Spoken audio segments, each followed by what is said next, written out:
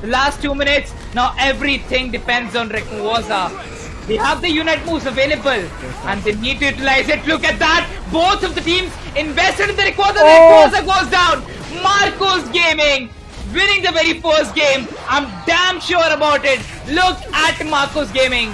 What a wonderful play from their side. There's nothing to stop them. We just saw telekinesis to stop things all, and you can see Godzilla understood.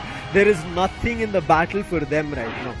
Even you might say that there is around another minute and a half left, but MARCOS will reach a threshold, or I would say a graph of unreachable heights even in that 1.5 minute left. They might level up, gain experience, collect chaos energy, get back to a push on the bottom of the top lane.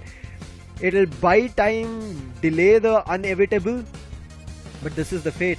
MARCOS, what a play. Especially, I think, before I could take a glimpse of how the Unites were used, I think Walk, what he did was, seeing Scepter was already there in the Legendary Pit, he put up one of his own Unites and then put up a Psyshock. On top of it, he used the Psychic, 3 moves coming in. Rayquaza was melted like anything. There was nothing that Rayquaza could do. It was like it spawned and it was sent back to its own legendary base, legendary whatever is left. What a play. You can see he becomes the MVP of this fight. MARCOS and Walk. What a fight indeed. Yeah. You know, to praise Walk and Snowy, we would definitely be sure of that. Snowy how well. Kyurem added a lot of, you know, health to them every single time. Whenever they faced the damage, Kyurem was available. And when you talk about God's Reign, Talonflame was a great choice. From the start, it looked like that it would be a close match between both of them. MARCOS Gaming and God's Reign maintaining the both levels. But when you go to the middle of the game, look at MARCOS Gaming. They were exceptional with their performance. And in the end, when the Rayquaza came in, it was like 5 seconds, 6 seconds, the Rayquaza goes down. I think this all kind of inclines on the levels that you can see.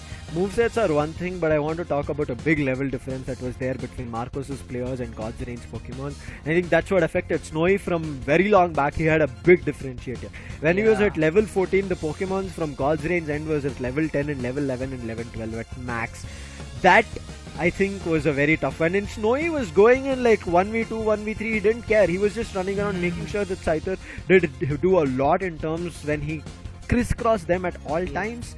There was nothing stopping it. And Snowy alone with the Urshifu, Snowy on Scyther and Urshifu on top lane, alone playing. But Walk played really well with his teammates. The way he assisted them, the way he played together, the way he was putting down Psyshock.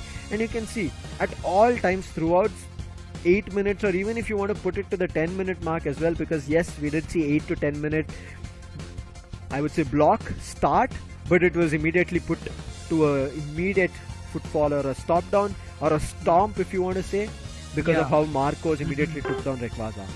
Well, yes, exactly. And look at that. God's Reign had a brilliant start, I must say. Yeah, you know, look at the graph. We can even see the graph that they were leading against MARCOS. But after that, from the very 6th minute, everything looked like, everything looked like it was a downfall for God's Reign. It was a stoppage and there was no coming back from their point forward. And, you know, history being written already, you know, in the hands of MARCOS, already in the favor of MARCOS. Yes, they've got the very first game.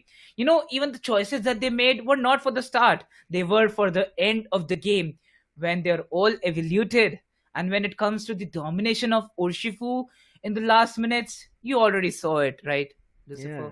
This wing beat and crisscross as well coming in from Snowy that we constantly saw. It's just annoying. They couldn't do anything. And you could see again, Urshifu, you just spoke about it, alone. He was fighting with KL. And I feel like initially we see a lot from Kael on the Sylveon. But later I felt like I never saw Sylveon at all. It kind of maybe hurted them because of how the entire gameplay which God's Reign might have thought about did not work. Especially this, yes, there was the Unite Psyshock coming through and the Psychic as well.